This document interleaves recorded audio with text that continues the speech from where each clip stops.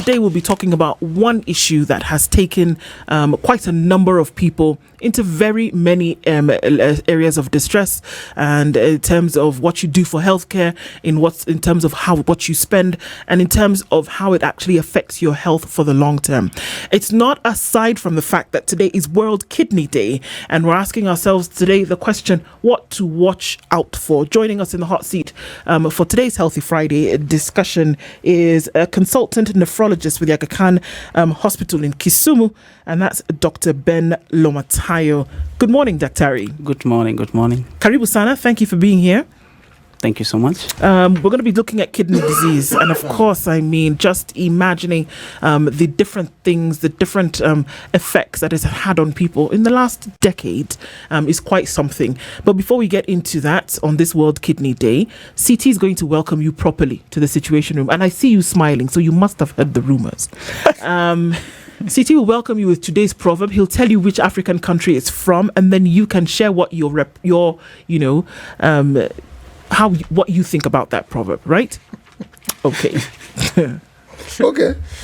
Our proverbs the whole of this week. Your reputation precedes you, CT. It appears so. Yes. Our proverbs have been from the Gabonese Republic of Gabon. Now, I worked very eloquently on Gabon and the things about Gabon and why Gabon is where it is and what it is, the history and so forth, for a simple reason. Gabon, in many, many ways, is symptomatic of what it is, the history of it, symptomatic of the continent. A continent rich in human resource, rich in diversity, rich in mineral resource, and yet the poor are so abjectly poor. They give new definitions of poverty. Mm-hmm. And those who are rich are so filthy, stinkingly rich that it is actually sinful. Now, these have brought problems to these countries, and that's why we've had coups and coups and coups. Gabon belongs to a geopolitical region that is referred to as a coup belt for a very good reason. One could say there are more coups in that country than rainfall. No, that's not true. Wow. But there are a lot of coups in that particular country. This shouldn't be the norm. It rains coups. Yes, we can't take this as the norm. It can't be that it's normal that countries are constantly in turmoil, because the people who suffer the most, again, are these poverty-stricken citizens of the continent. Anyway, this proverb is not poverty-stricken. Yeah. Bad friends will prevent you from having good friends. All right.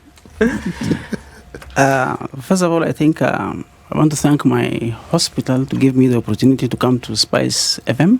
Many times I get the opportunity, I listen to Spice. And it's my pleasure to see City in person and do and probably Dennis Aseto. Yes. Correct. All right. So my take on this proverb City is this, just like generally in life, if you have something or you believe in something, you would like to stick on it, and you want to bring other people to be with you, regardless if it is good or no.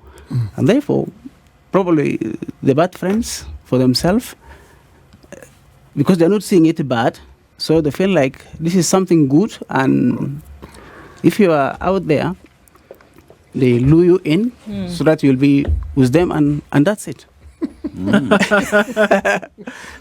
You painted a good picture. Very good picture. Right. Indeed. Yes.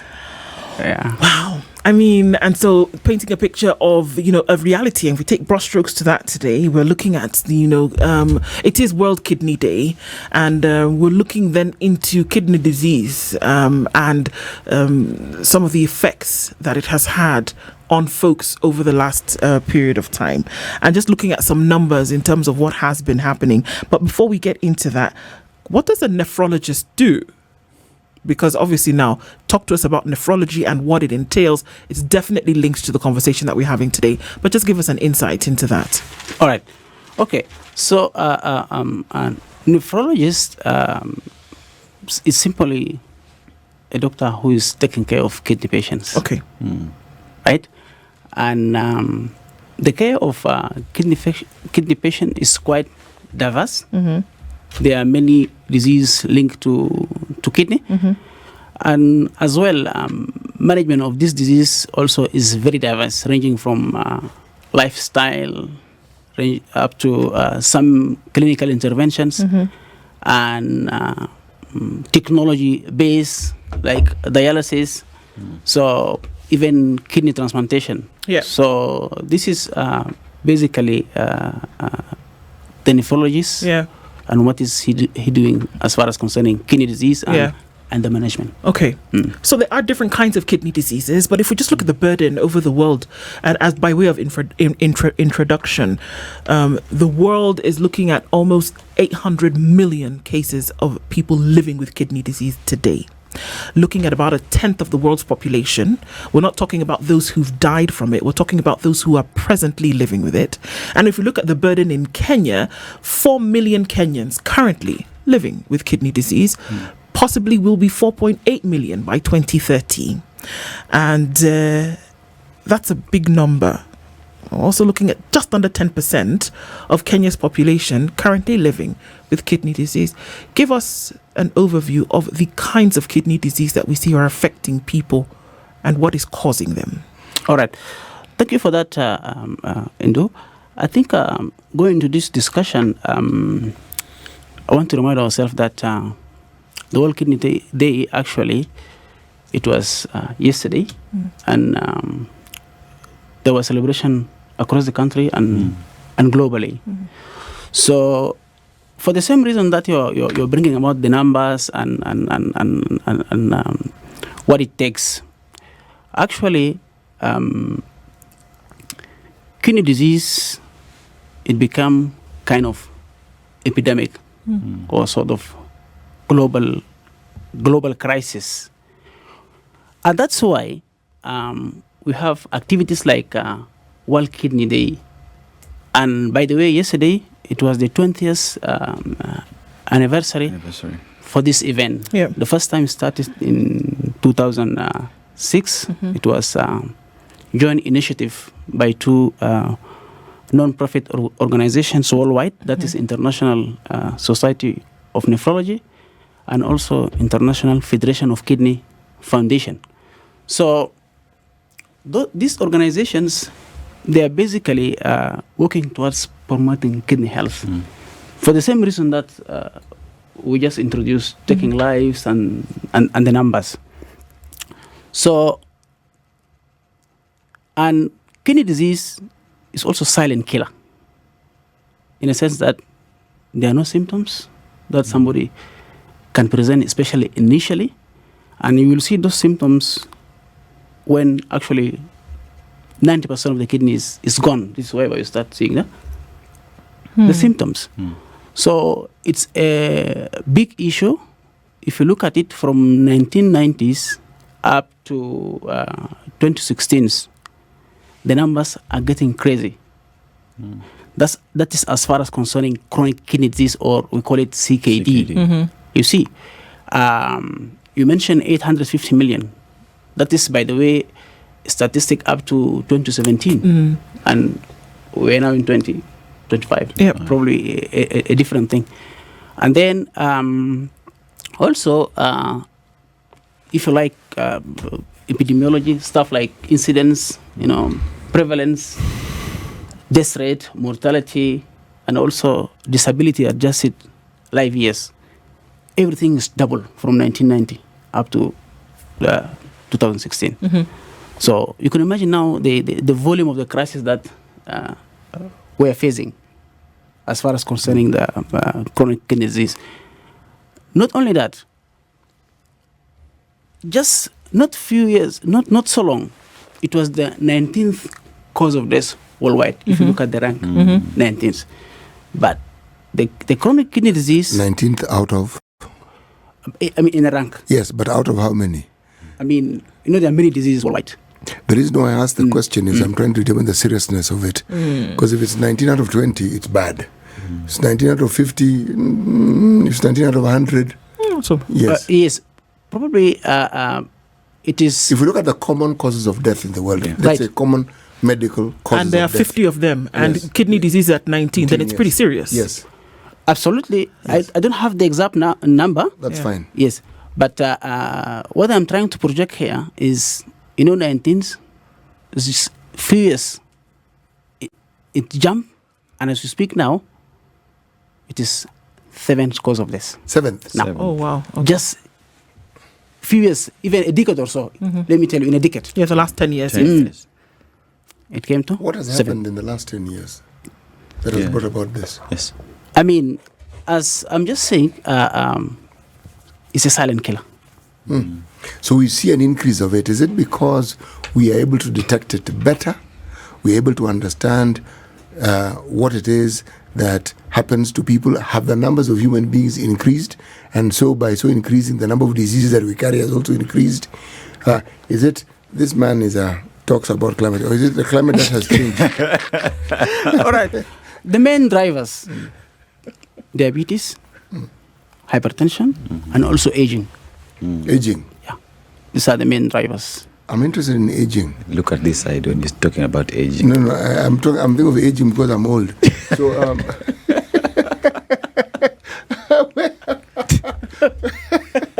I was saying in the past people didn't get old, so they didn't need to. This was not a factor. Tweak their kidneys.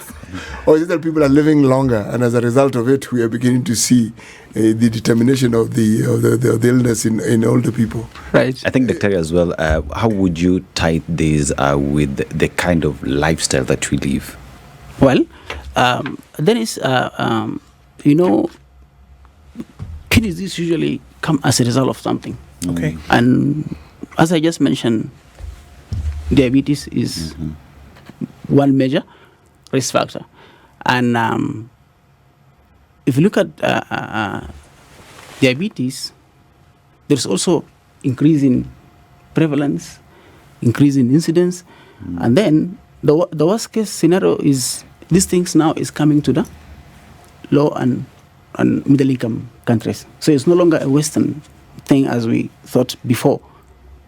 More diabetes now we are experiencing, then more kidney disease now we are experiencing. Okay. So you talk about kidney disease coming as a result of different things. You mentioned hypertension. So as a result of that, you could get kidney disease, diabetes. We know that with diabetes, for example, there's heightened urination, and then that also then has an effect on how the kidney works, because it is essentially the filter, for waste in the body, one of the filters for waste in the body. Right. So many things can happen. And I'm going to give an example of a case that I was involved in just a few months ago, not months, just a few weeks ago, whereby there was a severe case of malaria, right? And because of this, we started to see the shutdown. And because of this, malaria went untreated for a particular amount of time. And we started to see the shutdown of the kidneys, whereby we saw, and I would like it, just because I was involved in the case, then we can now start to see terms that come about with things like creatinine levels, whereby they should be at 114 at the highest. But in this patient, they were at 1,400, right? And he was in a critical state and had to be taken to the ICU and then the HDU thereafter, and then brought back to the normal ward. So this person was actually in the beginning stages of critical, Right. and going towards kidney failure, Right. essentially. But just to go back to what you said, that kidney disease essentially comes as a result of something else that has happened. In this case, malaria that Right. affected the organs, could be hypertension that affects the organs, could be diabetes. So it doesn't essentially just come out on its own unless you had Some a triggers. fault with the kidney itself before. Is that what we are saying? So essentially, kidney disease is caused by something else. Right. Okay. Right. And what are the symptoms that you would then be able to say, okay, there's something wrong here? What would you say that a nephrologist, or when you go to the hospital, they would say, okay, then there's something wrong with your kidneys because we've seen 1, 2, 3. Right. I think the scenario that you just said bring us to something called kidney disease in tropics. Like where we are now, there are some factors that can lead to kidney disease. Among them is malaria. For example, you get also diarrheal illness and poisons or snake bites, and also the weather, especially heat. You get some form of dehydration. This can project you also into kidney disease, plus also traditional medicine. So these are common risk factors for kidney disease that we can see in our area here in tropics, beside the things that like hypertension and diabetes. And most of the time, stuff like malaria or typhoid or diarrheal illness bring us something called acute kidney injury. Acute kidney injury means the kidney most of the time has the ability to go back into the previous healthiest state as long as you address the factor. Like you mentioned, malaria and this number of creatinine went high. So if the malaria is treated, for example, early on, is addressed, then we expect recovery in the kidney function. But sometimes you mentioned that this person become very critical, and the level of creatinine, which is supposed to be 114, is now become higher. In this situation, besides treating the main cause that lead to kidney disease like malaria, we can support the kidney with what we call dialysis treatment. And the moment we see creatinine very high like this, is a reflection of that the kidney is really not doing very well. Yeah. So beside addressing the main cause, like treating the malaria, you also want to support the kidney, because sometimes creatinine very high like this, the person is not able to make the urine. And sometimes a lot of waste also accumulating into the body, including potassium and a lot of acids, which will require other form of treatment, which is dialysis, beside treating the main cause of the kidney failure here, which is malaria. Okay. But as I said, most of the time, these are reversible condition. Like when you treat the malaria, even if this person went through dialysis, there's a high chance for the kidney to become healthy again. But we advise people in this situation, they should have also close monitoring after discharge, because a small number, they can move from this situation of acute kidney injury to a chronic kidney disease, which now we're talking about a global crisis and all those things. Yeah. Doc, as we talk about acute kidney injury, in this country there is a problem in terms of over-the-counter medicine.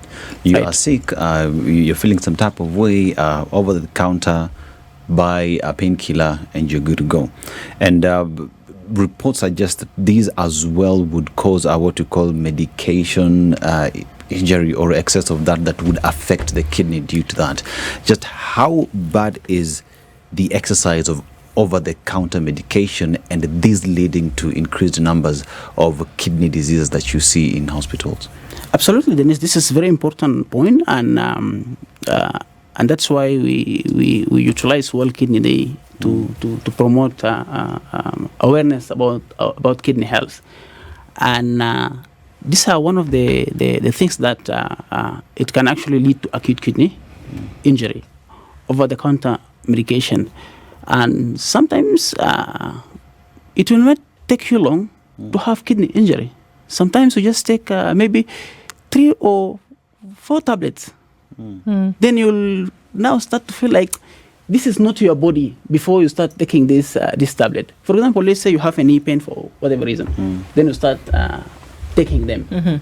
Maybe 3-4 days down the lines, now you feel like you're feeling fatigue. You start, for example, to vomit. Then you need to seek for health advice. Then, when you go there, and if the kidney is tested, things just out of blue, you'll find that, for example, your creatinine is all of a sudden 800, just because of that simple painkiller that you have taken. And that's why, from one of the messages that we can send to people today, try to be very careful with this painkillers. Okay. Yeah. Can you take us back a little bit and talk to us about what creatinine is actually? All right. So, kidney function usually we test it by some markers. So, one of the markers that we use to tell us about kidney function is the creatinine. Originally, it's originated from the muscles, but we'll use it as a mark of the kidney damage, though it's not the best, but it's the one which is at the moment at least available, and we're utilizing it to reflect the kidney function. Yeah. Okay, so is it a waste product? What is it? Well, if you have, for example, normal kidney function, you mentioned that it is, for that case, for example, that reference case that you mentioned is around 114, right? The normal, to be Yeah. 114, yeah. Yeah. That's to assume that everything is all right. So kidney is able to handle it. But if it goes out of this range, that means there is an issue, and it become a waste. That really has to be cleared, especially if you take the example of the drug or painkiller that you just take from the pharmacy. So how do you get it? Is it through urine? Is it blood samples? Well, it's a very good question. This also brings us to the messages of World Kidney Day. So the theme of this year is early detection and protect kidney health. So it's asking the question: are your kidney okay? Now, this early detection, you can put line under it. It means two things: identify people at risk. Of course, we can't test everybody for kidney disease, right? So there are some risk factors. You just discuss some of them, like diabetes and hypertension. So if you have a patient with hypertension, that is known, you can test that person for urine. In the urine, we are most interested into things like protein in urine. Protein in urine. Normally, there are certain limit of protein in urine. That's physiological. That's normal. But if it exceeds that, it may indicate that there is a kidney issue. So in the urine, we look for protein, and also sometimes protein plus blood and other stuff. But commonly is protein. Okay. And for the blood, we test the creatinine. So it's a blood test. Now, even as we look at, there are many things that have come up in terms of the treatment and management of kidney disease. You've talked about it being reversible, but one of the big things that we hear all the time is dialysis. Somebody being on dialysis for 3 times a week. Somebody have to think about dialysis. First of all, let's go into what dialysis is as a form of treatment and management of kidney disease towards it being reversed. All right. Thank you for that, Ndu. Dialysis is one of the technological advances in management of severe form of kidney disease. I mentioned that there is an acute kidney injury. This is a situation that the kidney may have the ability to go back. So in situation of acute kidney injury, for example, if somebody requires dialysis like 2 or 3 weeks, for example, I want our audience also to understand that dialysis for acute kidney injury is not a continuous thing. Okay. It's not a continuous thing. So maybe a time will come, this dialysis will be stopped because the kidney is recovered back. But this is not the situation with chronic kidney disease, whereby dialysis, it has to be a lifetime kind of thing. So what is this dialysis exactly? It is just simply a filter that, kidney naturally is a filter, right? Yeah.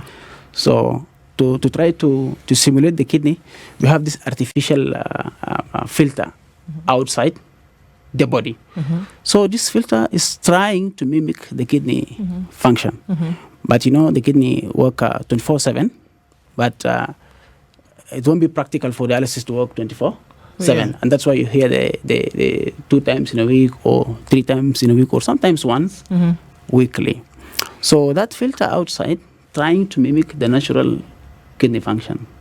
That is removal of the waste and removal of excess fluid from the body, and also removal of acids. Yeah. So what happened technically is we will access the body of the person who is sick because of the kidney failure.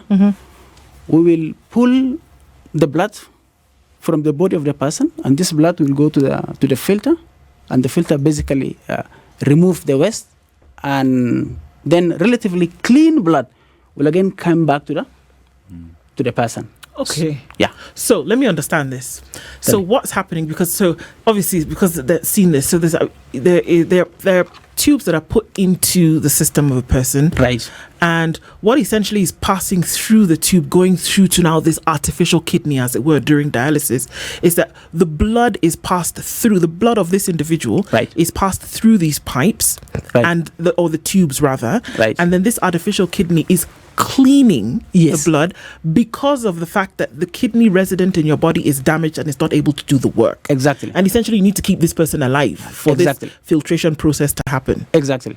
So how does dialysis then assist the kidney to heal and reverse the damage if the function is not there at the time? You're just taking the work of the kidney, doing it outside the body, essentially. Right. So how does the kidney heal? Or because you're giving it downtime now and it starts to regenerate, or what happens? All right. Thank you for that, Andu. So I just said there are two forms of dialysis. Dialysis because of acute kidney injury. Yeah. Right. A situation that is likely to be reversible. And in that situation, we know that the kidney is likely to recover. But for that recovery to happen, the person is sick because of the accumulation of the waste and water and things that the kidney is unable to clear. And those wastes will kill you if dialysis did not happen. This is, for example, in the acute situation. So we know, for example, a person A took drug and then now in a situation of acute kidney injury that requires dialysis. So because this person in acute kidney injury, there's a lot of water in the body, there's a lot of waste, not making urine. These are the situations we need dialysis to clear those things that are not moving because the kidney is not working well. So if we don't do dialysis, and this is an acute situation, the person might die because of those waste accumulating in the body. So we do dialysis to buy time until the kidney recovers. This is in acute situation. But in chronic, we're not expecting anything. Because chronic kidney disease is a permanent form of damage, and that's why dialysis in this situation is a lifetime therapy. So what is it that causes these permanent damages? Yes. So these are the risk factors that we're talking about. Like, for example, blood pressure, which is not detected early or detected, but the person is not good with treatment. So moving around with very high blood pressures, 10, 15 years down the line, then damage happen. Damage happen. The same for diabetes. Okay. When you talk about the kidney and the diseases, they are diseases that are related directly to the kidney. Yes. What are these diseases? Well, most of them, we call them glomerular diseases. Glomerular diseases. I don't want to be too technical into that. No. Are you already glomerular diseases? Glucose. All right, glue diseases. Glue diseases. Right. So these are inherent disease to the kidney because of different factors. And primarily the disease is coming from the kidney itself. So these are called, simple I can say for our audience, disease of the filter itself. Disease of the filter itself. And there are many and wide range of them. And they also has the potential to cause permanent kidney damage. And also leave alone that sometimes when you go to children, for example, they're born with some form of congenital anomalies into the kidney. This has nothing to do with hypertension, because the kidney is just born, malformed. This also can contribute to form of chronic kidney disease that requiring dialysis. Could there be also genetics involved in kidney diseases? It's you inherit it from, say, parents? Very good question, Dennis. Yes, we also have some form of genetic kidney disease, even the one just I mentioned. For example, in children. Those congenital kidney diseases, most of the time there are some genetic factors related to it. And also for adults, we also have some form of familial kidney disease.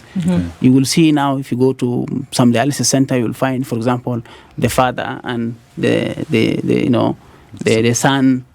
It's a familial form. Yes. We also have them existing. Okay. Yeah. So most of the organs in the body can be replaced through the process of transplant. At what point, especially with CKD, would you then say perhaps this is a candidate for kidney transplant? And are we seeing the practice of that growing? Yes. The transplant is available, and it's actually growing as we speak now around the country. So far, more than 600 kidney transplant has happened. Yeah. So it's an activity that, for example, in a national hospital like Kenyatta, is an activity that happening every Wednesday. Unless there is an issue, then it will stop. But otherwise, every Wednesday throughout the year, there's a kidney transplant. Yeah. And are these donors familial, or are they, unfortunate accident donors? Is there a donor system? What's happening? How do you get or is it, a daughter will, offer one for her father, or a mother will offer one for her son, kind of thing? Yeah. Yes. So for donation, so far, by law, is a family thing. Okay. Oh, Yeah. So it has to be family. Okay. Right. By law. Okay. And can you function on just one kidney, and how well can you? All right. Good. And you can function with one kidney, and that's why we also educate the public so that they don't fear about kidney donation. You can be able to live with one kidney without any problem, and that's why we encourage donation, because there is a serious shortage for donors. People are suffering, but when you discuss with them, you will find 6-7 brothers in the family, but no one able to donate, to come forward. Is it because they don't understand? because they fear. Or they fear that maybe they may donate and that's the end of them? Or what is it? Yeah, I think multiple factor. Yes. For example, fear involved, and then also lack of understanding of that you'll be able to live with one kidney without any problem. There's something as a child I used to hear people talk of. Kidney stones. And I was puzzled. Because my understanding of a stone, when I got to understand the human anatomy and I could see where the kidney was, I was thinking stones. How can a stone fit kidney? there? What are kidney stones? Right. So this also other risk factor for chronic kidney disease. Yes. So basically, stone come from the idea that we have some chemicals in our body, and also some of these chemicals in the urine. So if you're exposed to some environment, like for example, you have very hot weather and you don't drink enough water, so you're always in situation of dehydration. So those chemicals in the urine, they can precipitate and solidify and crystallize. Crystallize. Yes, Okay. yes. Okay. And then the end result will be stone forming around the whole urinary tract. Anywhere, can be in the bladder, can be in the urethra, can be in the kidney itself. I reckon that would be mighty painful. Yes, it's actually. And how do we know it in the practice? Because somebody will come in with severe unexplained pain. You see, and we talked about genetics also. Some genetics rule in stone formation. It's a very painful situation, and this is how we diagnose it. Somebody will come with, for example, unexplained abdominal pain, and when you test the urine, because stone will irritate the system, you'll find some blood in the urine. When you ask for investigation tools like ultrasound or X-ray or CT, you'll be able to see the location of the stone. So, Doc, one would want to ask, in terms of let's talk about both the genders, men and women, who do you see the most? In terms of those who seek the services, is it a disease that does not pick gender, or it's just anyone can get it? Good question, Dennis. Now, all ages, all genders, all races. Okay. Yeah. Again, if you look at those who are on a normal day, because it is a disease for all, this now leads me to the next question. Reports indicate that men naturally fear hospitals in terms of going for checkups and whatnot. And that means that when you talk about kidney diseases, by the time a man is coming to seek for disease, we're talking about critical kidney disease. So how then do we pass this information? Because it is World Kidney Day. How do we convince men not to shy away from hospital and seek medical attention? Absolutely. It's a true point, Dennis, and that's why you may see, for example, more female on dialysis than men. But this does not mean that men does not have a disease. But probably maybe they are just moving around there, struggling and not coming forward. So, but I think it's an issue is cutting across not only men. Kidney disease. Kidney disease, yeah. You see, many other diseases. But again, as you just said, it's all matter of awareness, increasing awareness, matter of campaign through World Kidney Day and renal outreaches, media. We will get there. When you talk about, say, populations and regions where kidney disease may be prevalent, and you don't have a history of high risks of things like hypertension, sugar, or the diabetes issues, what then could be the underlying causes? Because I am aware that in certain parts of the country, the HIV disease and infection played a major role in some of these things.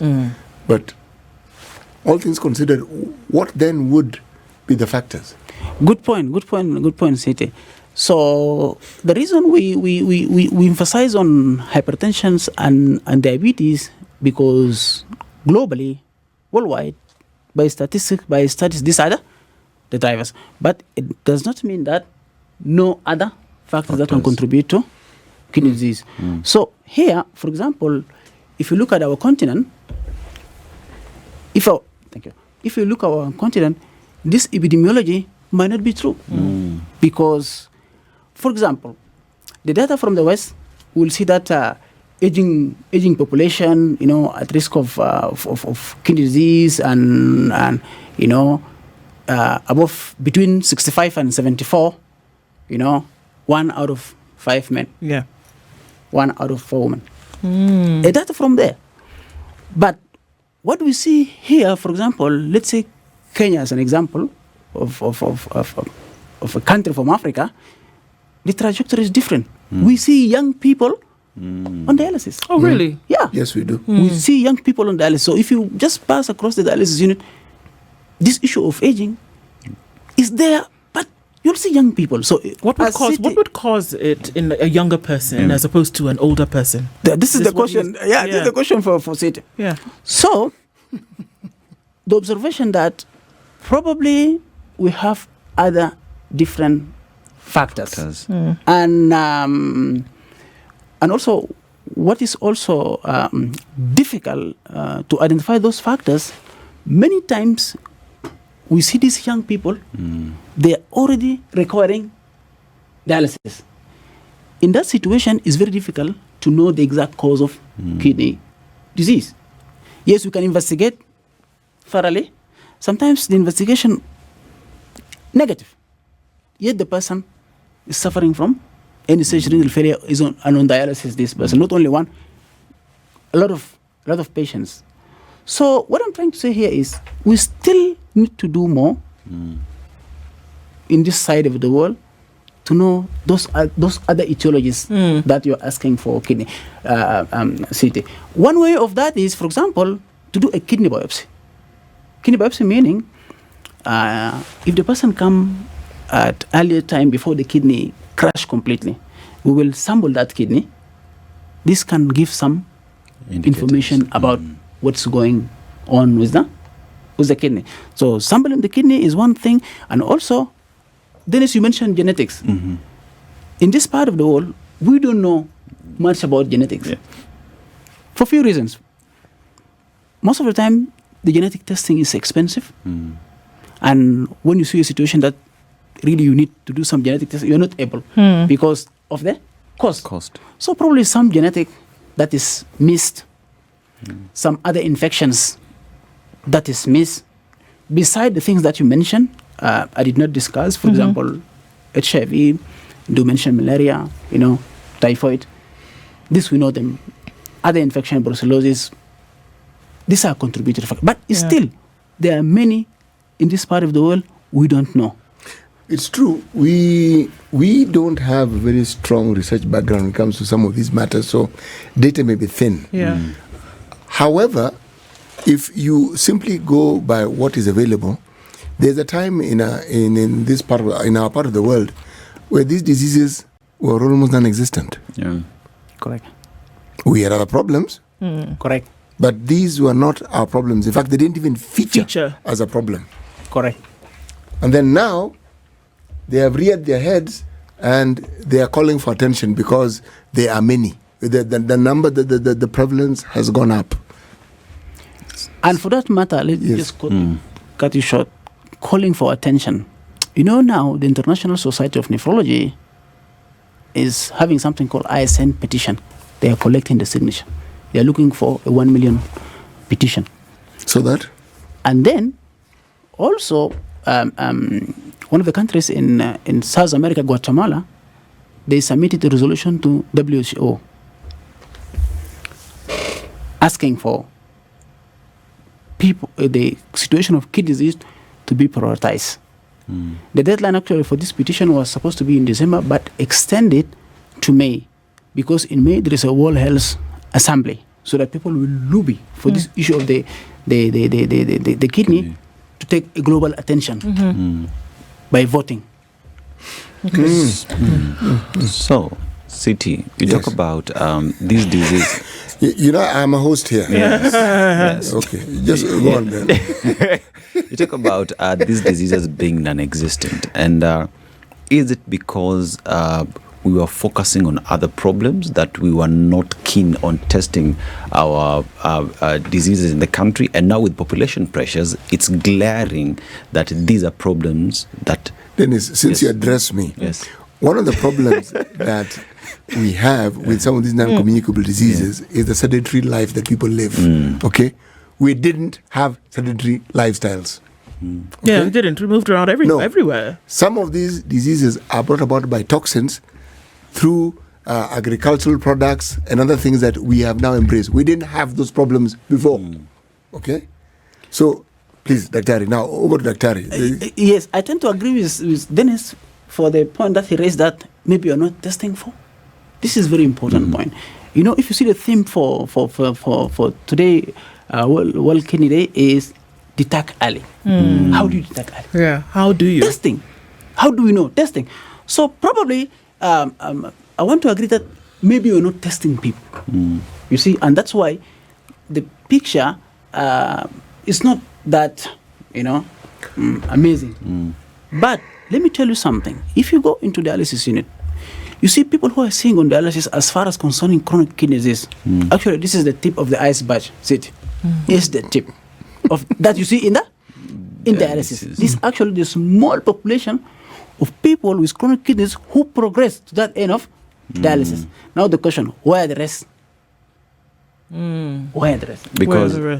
Because the reason I ask that, City, is because you find kidney disease is as a result of something else. In this continent, we are prone to malaria that you're talking about. So perhaps we had these kidney problems before because of malaria, but we were focused on treating malaria, and perhaps maybe someone has been sick for a while, has kidney disease, but we're never focusing on that. So absolutely. So the question I ask, what is the rest? If you see the people ending in dialysis, so where are the other people who have chronic kidney disease? I'm sure you'll find that maybe for the same, somebody come to hospital with malaria or typhoid and then die. See, most of the people actually with chronic kidney disease, they die before reaching the state of dialysis. Okay. Why? Because if you did not detect early, and if you don't intervene early, the kidney disease progress. It gets worse. It's progress. But you see, Dr. Now we are talking about care-seeking behavior.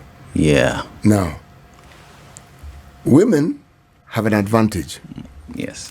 By virtue of the fact that many become mothers, care-seeking behavior is something that they normalize over time. Men, Zero. No.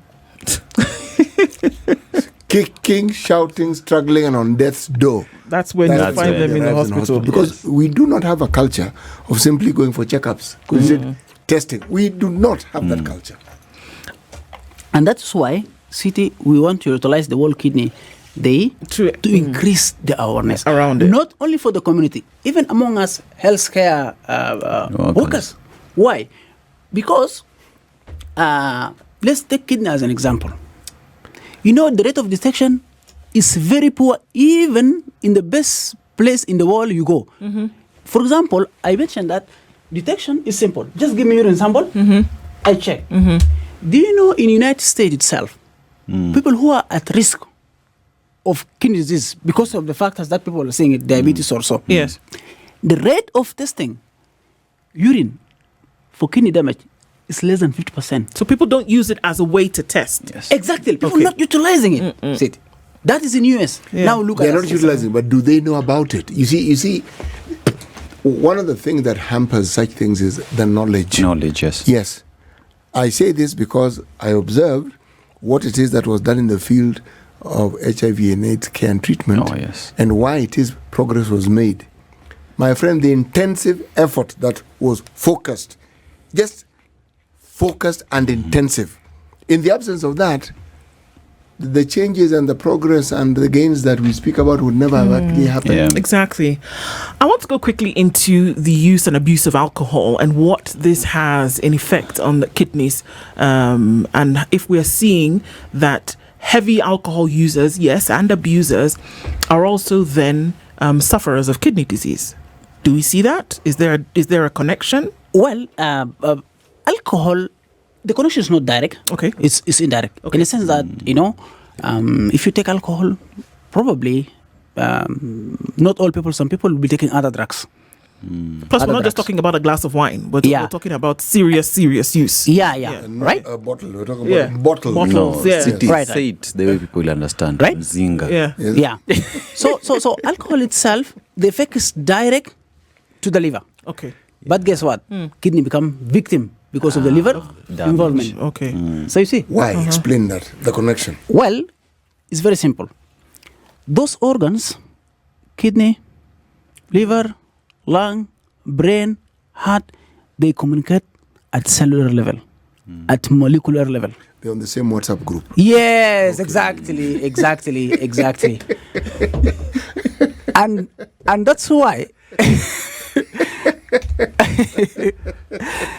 and that's why Yes.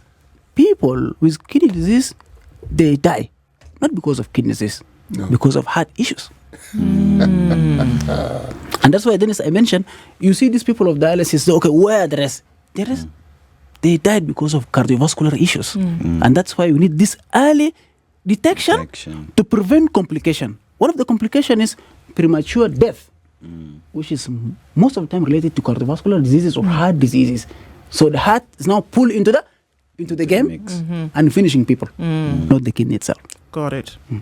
Wow. Look, there's a lot. And, oftentimes when we talk about health, we say, okay, well, let it be when you get into the hospital and you can deal with the doctor. But there's a lot of awareness that we can raise, not just on a day when it's celebrated around the world, but to keep these conversations front and center about how we can protect our health and that of those that are around us. We want to thank you so much on this Healthy Friday conversation, Dr. Lomatayo, for being here with us from Aga Khan Hospital in Kisumu, as we talked about kidney disease today and just giving us more insights into that. So thank you for being in the Situation Room this morning and closing out the week with us. Asante sana. This is the Situation Room, the only way to start your day.